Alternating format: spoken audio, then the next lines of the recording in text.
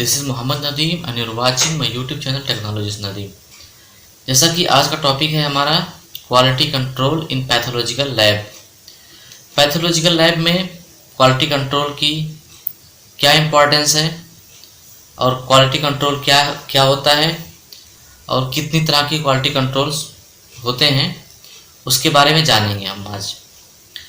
तो सबसे पहले ये क्वालिटी कंट्रोल है क्या, ठीक है, उसको जानेंगे। तो क्वालिटी कंट्रोल को समझने के लिए सबसे पहले हम एक छोटे से एग्जांपल से समझते हैं कि क्वालिटी कंट्रोल होता क्या है। सपोज करो हमारे पास कोई सैंपल आया ब्लड टेस्टिंग के लिए, ठीक है। जैसा कि आपको पता ही है कि बहुत तरह के टेस्ट होते हैं, बायोकेमिकल टेस्ट, हार्मोनल टेस्ट, इम्यूनोएस्से, इस तरह के बहुत सारे टेस्ट होते हैं। तो सपोज करो हमारे पास कोई बायोकेमिस्ट्री का सैंपल आया जिसमें कोई बायोकेमिकल टेस्ट करना है। सपोज करो शुगर का ही टेस्ट मान लेते हैं कि हमारे पास कोई शुगर का टेस्ट आया, हमें उसकी जांच करनी है शुगर की। अब उसके लिए हमें चाहिए एक इंस्ट्रूमेंट जिस पे हम उसकी जांच करेंगे, दूसरा कुछ रिएजेंट्स चाहिए हमें, ठीक है। अभी जब हम उस शुगर का मेजरमेंट करते हैं जो हमारे पास सैंपल आया है मशीन पे, तो वो मशीन क्योंकि हम उसको मेज़र करेंगे तो कुछ ना कुछ वो रीडिंग देगी, ठीक है। बट वो रीडिंग करेक्ट है कि नहीं है वो, या फिर मशीन प्रॉपर मेज़र कर रही है कि नहीं कर रही है, वो हमें कैसे पता चलेगा? ये तो हमें पता नहीं चलेगा ना कि मतलब कोई भी रेट सैंपल आया है तो मशीन कुछ ना कुछ रीडिंग देगी, बट हम कैसे हम कहेंगे कि वो मशीन रीडिंग प्रॉपर दे रही है?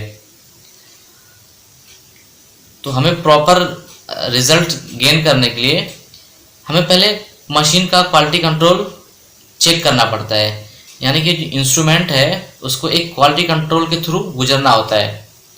जब वो इंस्ट्रूमेंट क्वालिटी कंट्रोल को पास करेगी, यानी कि वो मशीन करेक्ट है या वो रिएजेंट करेक्ट है फॉर टेस्टिंग, यानी कि अगर हमारा क्वालिटी कंट्रोल पास है यानी कि हमारा रिएजेंट भी सही है और हमारा इंस्ट्रूमेंट भी सही है, ठीक है, तो उसमें हम फर्दर जांच कर सकते हैं। एक बार हमारा क्यूसी पास होने के बाद हमें ये हम सुनिश्चित कर सकते हैं कि हमारा मशीन ठीक है और हमारा रिएजेंट ठीक है। ओके, तो बहुत सारे मैंने एक टेस्ट का एग्जांपल दिया है, इसी तरह से बहुत सारे टेस्ट होते हैं बायोकेमिस्ट्री में। जैसे मैं आपको बता देता हूँ कि SGOT, SGPT, urea, creatinine, uric acid, sodium, potassium, chloride, phosphorus, इस तरह के बहुत सारी जांचें होती हैं। तो जब भी हम क्वालिटी कंट्रोल लगाते हैं तो सारे पैरामीटर के क्वालिटी कंट्रोल लगते हैं। जब भी वो इंस्ट्रूमेंट पास होता है क्वालिटी कंट्रोल के लिए, उसके बाद ही जाके फिर वो पेशेंट्स के सैंपल रन करने शुरू होते हैं। इनकेस अगर कोई पैरामीटर फेल होता है तो हमें उसको पास कराना होता है। पेशेंट सैंपल चलाने से पहले ही उसको हमें ओके करना होता है।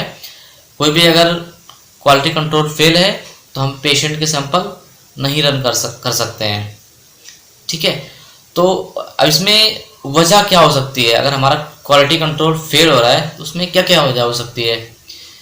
तो एक तो हमारे इंस्ट्रूमेंट में कोई दिक्कत है, उसकी वजह से फेल हो सकता है, या फिर जो रिएजेंट हम यूज कर रहे हैं उस रिएजेंट में कोई इशू है, रिएजेंट डेटोरेट हो गया है, या फिर वो रिएजेंट का कुछ भी हो सकता है, ठीक है। तो दो चीज़ें हो सकती हैं। कभी कभी कुछ टेम्परेचर की वजह से भी क्वालिटी कंट्रोल पास नहीं होता है। सपोज करो हमने क्वालिटी कंट्रोल फ्रिज में रखा हुआ डायरेक्टली लाके हमने लगा दिया, एकदम से उसको टेम्परेचर पे नहीं लाए, तो ये सारी वजह होती हैं कि QC हमारा फेल हो, ठीक है। अब ये देखते हैं कि QC कितनी तरह का होता है। तो ये दो तरह की QC होती हैं, एक इंटरनल क्वालिटी कंट्रोल होता है, एक होता है एक्सटर्नल क्वालिटी कंट्रोल, ठीक है। दो तरह का क्वालिटी कंट्रोल होता है। तो जो हमारा QC मटेरियल होता है, हम QC मटेरियल की बात करते हैं, तो हमारा जो QC मटेरियल होता है वो एक या तो फिर वो लिक्विड फॉर्म में भी हो सकता है, बट मोस्टली क्या ये लाइफोलाइज्ड यानी कि पाउडर फॉर्म में होता है। हमें उसको डिस्टिल्ड वाटर के साथ डिज़ोल्व करके बनाना होता है। वो 3 ml से लेके 5 ml तक का होता है। उस पर बॉटल पे लिखा होता है, मेंशन होता है कि आपको कितने ml डिस्टिलेटर में उसको प्रिपेयर करना होता है। तो जो क्वालिटी कंट्रोल मटेरियल जो होता है उसके साथ एक शीट आती है, वैल्यू शीट आती है। तो उस वैल्यू शीट के अंदर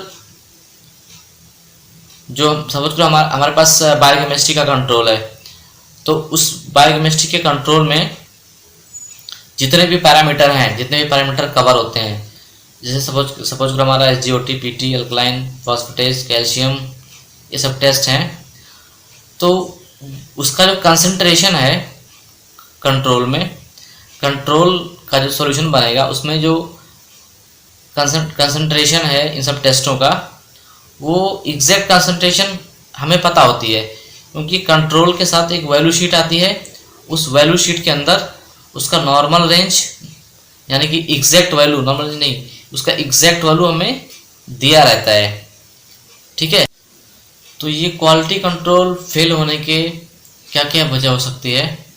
एक तो हमारा इंस्ट्रूमेंट जो है जिसमें हम मेजरमेंट कर रहे हैं उसमें कोई प्रॉब्लम है तो भी हमारा QC फेल हो सकता है, या फिर जो रिएजेंट हम यूज़ कर रहे हैं टेस्टिंग के लिए उसमें कोई प्रॉब्लम हो उससे भी QC हमारी फेल हो सकती है।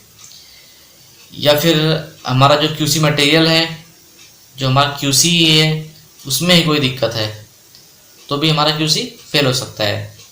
ठीक है, तो हमें वो आइडेंटिफाई करना होता है कि कहाँ पे प्रॉब्लम है, QC में प्रॉब्लम है या रिएजेंट में प्रॉब्लम है या फिर इंस्ट्रूमेंट में प्रॉब्लम है। ठीक है, या कुछ टेम्परेचर का इशू है, तो वो टेक्नीशियन लोग फाइंड आउट करते हैं।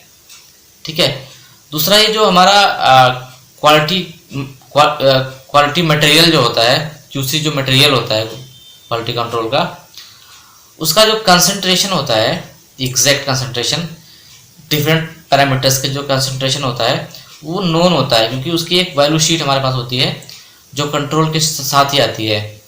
तो उसमें हर पैरामीटर का जो एग्जैक्ट वैल्यू है, यानी कि जो मीन वैल्यू है, वो उसमें दिया हुआ होता है। अब उसमें एक चीज़ जुड़ता है SD, तो वो SD के हिसाब से हम देखते हैं कि कंट्रोल हमारा पास हुआ या फेल हुआ, क्योंकि 2SD प्लस और 2SD माइनस की रीडिंग हमें एक्सेप्टेबल होती है। अब ये SD समझने के लिए मैं आपको एक छोटा सा एग्जांपल देता हूँ।